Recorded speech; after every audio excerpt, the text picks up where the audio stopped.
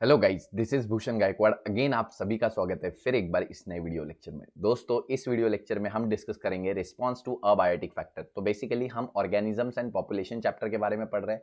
अभी तक हमने डिस्कस कर लिया है कि किस तरीके से हम देखते हैं कि किस तरीके से ऑर्गेनिजम्स का इंटरेक्शन होता है, हैबिटेट क्या होता है, नीच क्या होता है। ठीक है, different types of abiotic factor कौन कौन से होते हैं, जिसमें हमने देखा था कि टेम्परेचर, सॉइल, वाटर और लाइट, ये बहुत ही इंपॉर्टेंट हमारे अबायोटिक फैक्टर्स होते हैं जो कि एक इकोसिस्टम को बनाने में बहुत इंपॉर्टेंट रोल प्ले करते हैं। अगर आपने वो पीछे के वीडियो लेक्चर्स नहीं देखे हैं तो प्लीज जाइए पहले वो वीडियो लेक्चर्स देखिए, तभी आपको ये वीडियो लेक्चर भी समझ में आएगा। ठीक है, तो दोस्तों अगर हम बात करते हैं basically response to abiotic factor, तो सारे के सारे लिविंग ऑर्गेनिज्म अपने अबायोटिक फैक्टर यानी टेम्परेचर, वाटर, लाइट के अगेंस्ट जो है वो रिस्पॉन्स शो करते हैं, उनके अकॉर्डिंग रिस्पॉन्स शो करते हैं। ठीक है, तो जैसे भी आपके आजू बाजू का एनवायरमेंट होगा उस तरीके से आपका उसके तरफ रिस्पॉन्स होगा। ठीक है, तो यहाँ पे हम वही बात कर रहे हैं कि रेस्पॉन्स में हम बात कर रहे हैं कि किस तरीके से बायोटिक फैक्टर के लिए, अबायोटिक फैक्टर के लिए हमारी बॉडी जो है different types of responses show करती है। ठीक है, तो सबसे पहले हम यहाँ पे डिस्कस कर लेते हैं कि क्या चीजें यहाँ एक्सप्लेन की गई है। The plant and animal must adapt to this changes in order to survive and flourish in the habitat. तो ऑर्गेनिज्म कोई भी हो, चाहे वो प्लांट हो, एनिमल हो, बैक्टीरिया हो, फंजाई हो, कोई भी, उन्हें अगर अपनी लाइफ को सरवाइव करना है, अपनी लाइफ को फ्लोरिश करना है, रिप्रोडक्शन करना है, तो ऐसे में उनको अपने आजू बाजू में होने वाले चेंजेस के अकॉर्डिंग ही क्या करना पड़ता है, अडेप्ट करना पड़ता है। तो यहाँ पे बोला है कि एनिमल और प्लांट उनको अडेप्ट करना पड़ता है टू चेंज इन एनवायरमेंट के हिसाब से। ठीक है, नेक्स्ट हम बात करते हैं during the course of evolution. जैसे जैसे इवोल्यूशन हुआ वैसे वैसे हम देखते हैं कि एनिमल के बॉडी में, प्लांट के बॉडी में एक कांस्टेंट एनवायरमेंट डेवलप होना भी स्टार्ट हो गया। ठीक है, तो यहाँ पे वही बोला है कि जैसे जैसे इवोल्यूशन हुआ एनिमल की बॉडी पे के अंदर एक कांस्टेंट एनवायरनमेंट डेवलप होना स्टार्ट हो गया। अब बाहर का एनवायरनमेंट कितना भी ज्यादा फ्लक्चुएट करे, एनिमल अपना एनवायरनमेंट कांस्टेंट रख सकता है। जैसे हम लोग, हमारी बॉडी में हम देखते हैं 37 डिग्री सेल्सियस टेम्परेचर कांस्टेंट होता है। ठीक है, बाहर का टेम्परेचर हम चाहे -30 पे चले जाए, हमारी बॉडी का 37 डिग्री होता है। हम चाहे 55 डिग्री पे भी चले जाए, हमारा बॉडी टेम्परेचर 37 होता है। अब इसमें बॉडी मेंटेन कैसी करती है, जब हम बहुत ज़्यादा गर्मी में जाते हैं हमारी बॉडी से पसीना निकलता है। ठीक है, जब हम बहुत ज़्यादा ठंडी में जाते हैं तो हमारी बॉडी जो है शिवर करती है, शिवर यानी कांपती है। तो इस तरीके से हमारी बॉडी हीट जनरेट करती है ठंडी के मौसम में, और गर्मी के मौसम में पसीना बाहर निकालती है, बॉडी स्वेट प्रोड्यूस करती है, जिससे बॉडी जो है अंदर की हीट को बाहर निकालती है और बॉडी का टेम्परेचर मैनेज करती है, मेंटेन रखती है। ठीक है, तो यहाँ पे हम बोलते हैं कि जैसे जैसे एनवायरनमेंट में इवोल्यूशन, जैसे जैसे हम देखते हैं इवोल्यूशन आते गया लाइफ में, वैसे वैसे लिविंग ऑर्गेनिज्म के अंदर एक कांस्टेंट इंटरनल जो एनवायरनमेंट है वो क्रिएट होते गया, जिसको हम होम्योस्टैसिस भी बोलते हैं। ठीक है, समझते हैं इसको। तो जैसे कि हमने बोला during the course of evolution many species have evolved relatively constant internal environment. ठीक है, जैसे जैसे इवोल्यूशन हुआ तो बहुत सारी स्पीशीज ने एक कांस्टेंट इंटरनल एनवायरनमेंट को इवॉल्व कर लिया, that permits all biological reaction and physiological functions to proceed with the optimum rate and allow the specimen to flourish. ठीक है, तो ये सारी जो रिएक्शंस हमारे बॉडी में हो रही है एक कांस्टेंट टेम्परेचर, एक कांस्टेंट कंडीशन में हो रही है, जिससे हमारी बॉडी की सारी physiological reaction, biochemical reaction continue हो रही है और एनिमल को फ्लोरिश होने में यानी एनिमल को ग्रो करने में हेल्प कर रही है। तो हमने क्या समझा यहाँ पे, दो पॉइंट हमने बोला कि भाई प्लांट और एनिमल कोई भी हो, कोई भी ऑर्गेनिज्म हो, उसे अपने चेंजिंग एनवायरनमेंट के हिसाब से अडेप्ट करना पड़ेगा।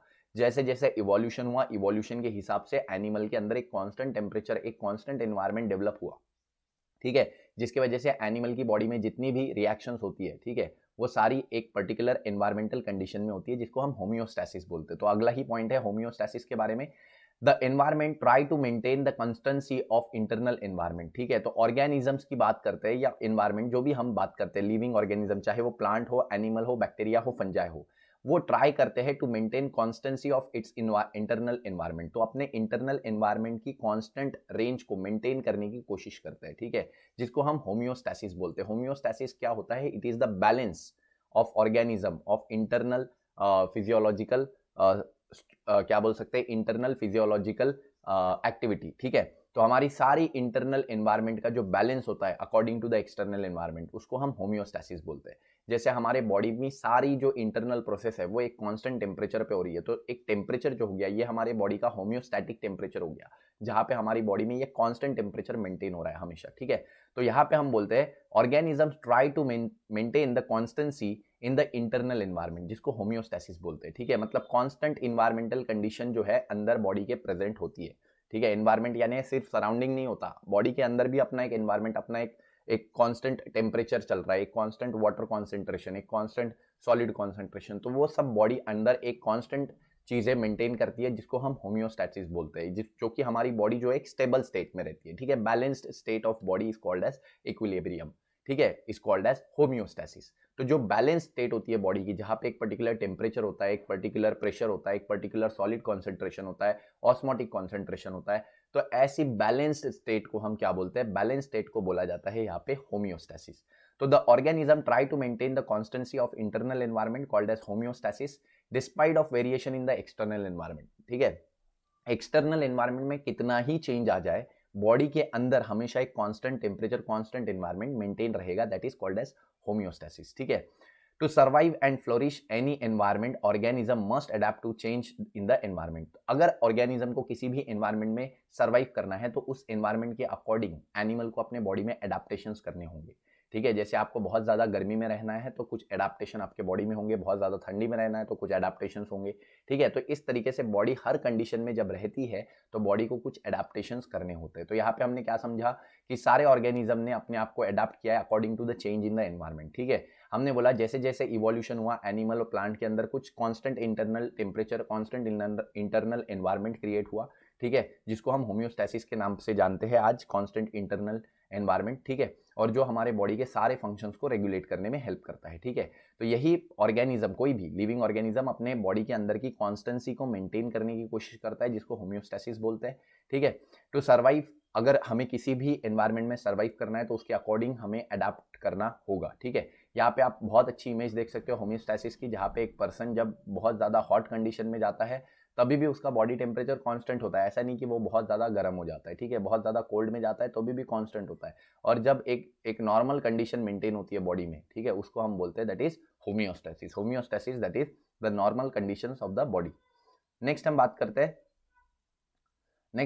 हैं हमारे नेक्स्ट स्लाइड के बारे में। तो यहाँ पे हमको सबसे पहले देखने को मिलते हैं रेगुलेटर। रेगुलेटर क्या होते हैं? Some organism that are able to maintain homeostasis by physiological and behavioural changes which ensure the constant body temperature, constant osmotic concentration etcetera.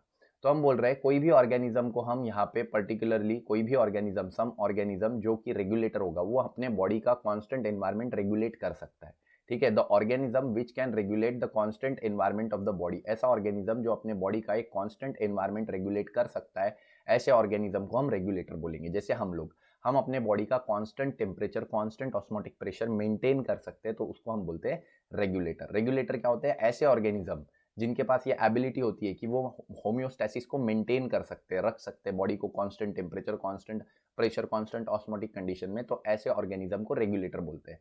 सारे मैमल्स, जिसमें हाथी, घोड़ा, शेर, चूहा, बिल्ली सब कुछ आते हैं, और सारे बर्ड्स, ठीक है, सारे मैमल्स, सारे बर्ड्स हम देखते हैं कि बेसिकली रेगुलेटर्स होते हैं, ठीक है। यहाँ पे बर्ड्स का इमेज दिया है, यहाँ पे ह्यूमंस का, ठीक है। नेक्स्ट हम बात करते हैं कन्फर्मर। कन्फर्मर क्या होते हैं? जो अपने बॉडी टेम्परेचर को या अपनी बॉडी की होम्योस्टैटिक कंडीशन को चेंज करते हैं according to the change in environment. समझो, बाहर का टेम्परेचर बढ़ेगा तो एनिमल का टेम्परेचर भी बढ़ेगा, बाहर का टेम्परेचर कम होगा तो एनिमल का भी कम होगा। जैसे फिशेस में होता है, जैसे रेप्टाइल्स में होता है। रेप्टाइल्स क्या करते हैं? धूप सेकने के लिए जमीन पे आते हैं, जब वो बहुत ज्यादा धूप सेक लेते हैं, उनका बॉडी गर्म हो जाता है, तो वो ठंडा होने के लिए फिर कहा जाते हैं दैट इज वाटर में जाते हैं, ठीक है। तो रेप्टाइल्स ले लो, फिशेस ले लो, ये क्या, इनके बॉडी का टेम्परेचर चेंज होता है according to the change in environment, इसीलिए उनको हम कोल्ड ब्लडेड एनिमल बोलते हैं या पॉइकिलोथर्मिक बोलते हैं, ठीक है।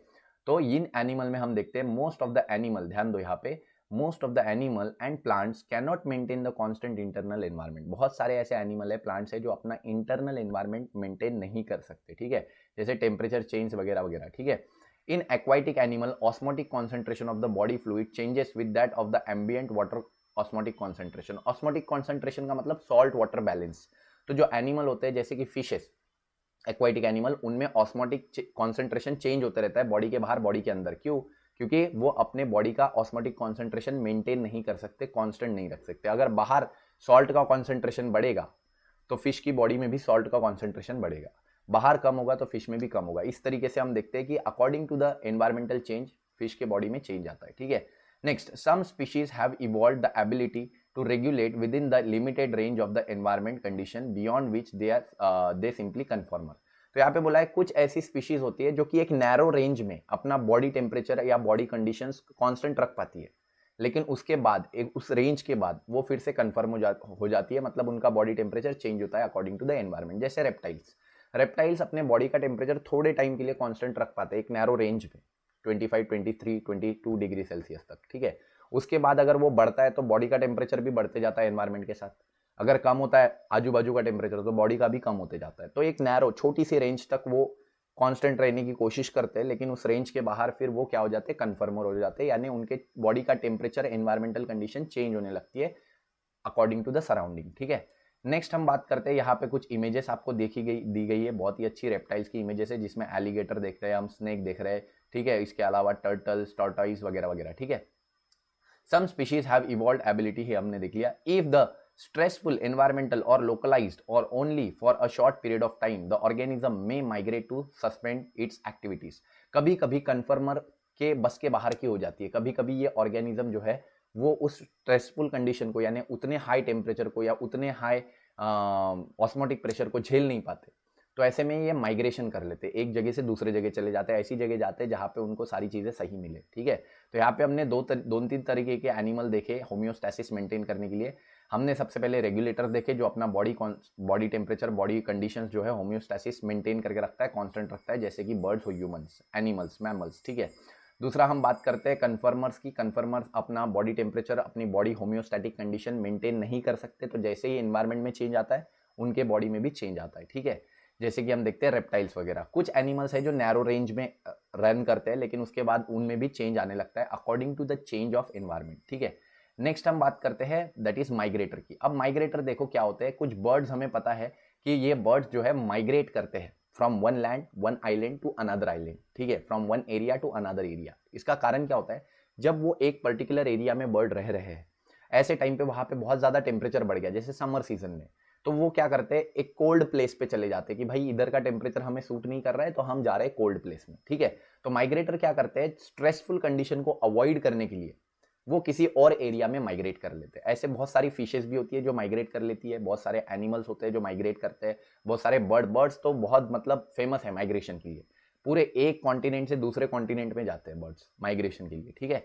तो the organism that can move away temporarily, ठीक है, एक पर्टिकुलर टाइम के लिए टेम्पररीली कोई ऑर्गेनिज्म अगर मूव करता है स्ट्रेसफुल हैबिट से, ठीक है, स्ट्रेसफुल हैबिटेट से कोई एक ऑर्गेनिज्म पर्टिकुलर समय के लिए मूव कर लेता है किसी और हैबिटेट में, तो उसको माइग्रेशन बोलते हैं, ठीक है। Many animal particularly bird during winter season और समर सीजन टेक माइग्रेशन, ठीक है, to the more hospitable area, मतलब अच्छे एरियाज में जाके वो माइग्रेशन करते हैं, ठीक है। कुछ एग्जाम्पल दिया है यहाँ पे बर्ड्स के, ठीक है, यहाँ पे भी ये कुछ एग्जाम्पल है बर्ड्स के जो कि माइग्रेशन हमको करते हुए दिखते हैं, ठीक है। तो आपको थोड़ा इंटरेस्टिंग लगे इस वजह से मैंने ये इमेजेस जो है ऐड किए, आई होप आपको मजा आ रहा होगा, ठीक है। नेक्स्ट हम बात करते हैं सस्पेंड, ठीक है। सस्पेंड क्या होता है, ये भी एक तरीके का हम देखते हैं होम्योस्टैटिक मेंटेन करने का एक तरीका है, या एनवायरमेंट के कंडीशन को, अबायोटिक फैक्टर को रिस्पॉन्स करने का एक तरीका है, ठीक है। तो यहाँ पे सस्पेंड का मतलब क्या होता है, सस्पेंड मतलब बहुत सारे प्लांट सीड्स की अगर हम बात करते हैं या स्पोर्स की बात करते हैं, प्लांट सीड या स्पोर्स की बात करते हैं, ठीक है। यहाँ पे स्पोर्स दिखाई दे रहे होंगे आपको, ये स्पोर्स। तो अगर हम बहुत सारे प्लांट सीड्स की या स्पोर्स की बात करते हैं, तो ये क्या करते हैं, बहुत स्ट्रेसफुल कंडीशन को सर्वाइव करने के लिए ये अपनी सारी मेटाबॉलिक एक्टिविटी को इनहिबिट कर देते हैं, ठीक है। जैसे प्लांट का सीड ले लो आप, तो प्लांट की सीड के बाहर जो एनवायरमेंटल कंडीशन होती है वो फेवरेबल नहीं होती है कभी कभी, तो उसको ओवरकम करने के लिए प्लांट अपनी सारी एक्टिविटी को क्लोज कर देता है, ठीक है, मेटाबॉलिज्म सारा खत्म कर देता है, अंदर कोई रिएक्शन नहीं चलती, ठीक है। उस स्टेज को डॉर्मेंसी बोलते हैं। क्या बोलते हैं, डॉर्मेंसी, जहां पे प्लांट के सीड को कोई इफेक्ट ही नहीं होता बाहर के एनवायरमेंट का, पानी है नहीं है, फेवरेबल कंडीशन है नहीं है, कोई फर्क नहीं पड़ता, दैट इज डॉर्मेंसी। और उसी पीरियड को सस्पेंड बोलते हैं। क्या बोलते हैं, suspend. In plants seed serve as means to tide over period of stress. देखो ये जो है थोड़े पीरियड के लिए अपने आप को टाइड ओवर कर लेता है, मतलब कुछ स्ट्रेसफुल जो पीरियड होता है जहां पे पानी नहीं है, बहुत ज्यादा गर्मी है, ऐसे पीरियड में प्लांट का जो सीड होता है वो डॉर्मेंसी स्टेज में चले जाता है, इनएक्टिव स्टेज में चले जाता है। They germinate to form new plant under favourable condition. तो जब फेवरेबल कंडीशन आती है तभी वो नया प्लांट फॉर्म करता है, अदरवाइज नहीं, ठीक है। दे डू सो, ये ऐसा कैसे कर पाता है, they do so by reducing there metabolic activity. बहुत इंपॉर्टेंट पॉइंट है, प्लांट के सीड में मेटाबॉलिक एक्टिविटी बिल्कुल कम हो जाती है या नहीं के बराबर हो जाती है, और प्लांट का जो सीड होता है वो डॉर्मेंसी के स्टेज में चले जाता है, अब वो सर्वाइव कर पाता है, ठीक है। इन एनिमल में भी हम देखते हैं कि ये प्रोसेस होती है, जैसे कि हम देखते हैं पोलर बेयर में हाइबरनेशन होता है, ठीक है, हाइबरनेशन होता है पोलर बेयर में। वो क्या करते हैं, विंटर के टाइम पे वो गहरी नींद में चले जाते, गर्म जगह पे जाते, गर्म जगह पे जाके रहते हैं जहाँ पे वो गहरी नींद में चले जाते हैं विंटर के टाइम पे, ठीक है। और एनिमल में हम देखते हैं एस्टिवेशन भी होता है, तो ऐसे बहुत सारे एनिमल होते हैं जो गर्मी के सीजन में देखते हैं, बहुत ज़्यादा गर्मी होने के कारण, ठीक है, तो वो क्या करते हैं, ठंडी जगह पे जाके एस्टिवेशन कर लेते हैं, ठीक है। जैसे पोलर बेयर बहुत सर्दी में हाइबरनेशन में चले जाता है, सर्दी को अवॉइड करने के लिए, ठंड को अवॉइड करने के लिए वो हाइबरनेशन में जाता है, ठीक है, किसी गर्म जगह पे जाता है, किसी गुफा में जाता है और सो जाता है, ठीक है। वैसे ही हम देखते हैं कि दूसरे कोई एनिमल होते हैं जिनको गर्मी बहुत लगती है, तो वो गर्मी को अवॉइड करने के लिए किसी गड्ढे में चले जाते हैं, ठंडी जगह पे चले जाते हैं और वहां पे वो एस्टिवेशन करते हैं, ठीक है। तो हाइबरनेशन का मतलब ठंड को अवॉइड करना, विंटर को अवॉइड करना, और एस्टिवेशन का मतलब समर को अवॉइड करना, ठीक है। तो इस तरीके का ये प्रोसेस चलता है और इन दोनों ही कंडीशन में एनिमल अपना मेटाबॉलिज्म रिड्यूस कर देते हैं, मतलब उनके बॉडी में मेटाबॉलिज्म बहुत कम होता है जिससे एनर्जी कम रिक्वायर्ड होती है और वो लंबे समय तक हाइबरनेशन में रह पाते हैं। तो यहाँ पे हमने कुछ प्लांट सीड्स की पिक्चर देख रहे हैं कि ये सीड्स है जो कि जनरली हम देखते हैं कि डॉर्मेंसी स्टेट में होते हैं, तो ये जर्मिनेट नहीं करते, ठीक है, मतलब ये उस स्ट्रेसफुल कंडीशन को, बहुत बाहर का जो खराब एनवायरनमेंट है उसको ये अवॉइड करते हैं, ठीक है। वैसे ही प्लांट के स्पोर्स भी होते हैं, एनिमल के भी स्पोर्स होते हैं, जैसे कि हम देखते हैं जू स्पोर्स वगैरह होते हैं फंजाई वगैरह के, तो ये जो स्पोर्स है ये भी स्ट्रेसफुल कंडीशन को अवॉइड करते हैं। इसके अलावा एनिमल भी अवॉइड करते हैं कभी कभी स्ट्रेसफुल कंडीशन को, तो स्ट्रेसफुल कंडीशंस को अवॉइड करने की ये जो प्रोसेस होती है उसी को सस्पेंड बोलते हैं, ठीक है। तो 4 प्रोसेसेस हमने देखी जिस तरीके से एनिमल रिएक्ट करते हैं अपने अबायोटिक एनवायरनमेंट के साथ। पहले तो रेगुलेटर, कि भाई कितना ही चेंज हो जाए एनवायरनमेंट बाहर का, हम तो अपना कांस्टेंट रखेंगे, ठीक है, बाहर का एनवायरनमेंट कितना ही चेंज हो जाए हम तो कांस्टेंट रखेंगे। दूसरे बोलते हैं कन्फर्मर, हम नहीं रख सकते, बाहर का एनवायरनमेंट चेंज होगा तो हम भी चेंज होंगे, हमारा एनवायरनमेंट भी चेंज होगा, ठीक है। बर्ड बोलेंगे भाई बाहर का एनवायरनमेंट जैसे ही चेंज होगा हम निकल लेंगे, हम भाग जाएंगे, हम माइग्रेशन कर लेंगे, ठीक है। और चौथे बोलते हैं सस्पेंडर, बाहर का एनवायरनमेंट चेंज होगा तो हम ऐसी स्टेज में चले जाएंगे कि हम बाहर के एनवायरनमेंट से हमें कोई नुकसान ही नहीं होगा। जैसे हम या तो डॉर्मेंसी में चले जाएंगे, सीड बोलेंगे, बर्ड स्पोर भी वही बोलेंगे, हम डॉर्मेंसी में चले जाएंगे, एनिमल बोलेंगे हम हाइबरनेशन या एस्टिवेशन में चले जाएंगे, सिंपल बात है, ठीक है। तो इस तरीके की ये सारी एक्टिविटीज होती है, सारा रिस्पॉन्स होता है according to the change in environment. I hope ये वीडियो लेक्चर जो है आपको पसंद आया होगा। अगर पसंद आया तो वीडियो को लाइक कीजिए, दोस्तों के साथ शेयर कीजिए, चैनल पर नए होंगे तो सब्सक्राइब कीजिए, ठीक है। ऐसे ही नए नए वीडियोस के साथ चैनल के साथ बने रहिए, खुश रहिए, जिंदगी के मजे लेते रहिए। तब तक के लिए थैंक यू वेरी मच।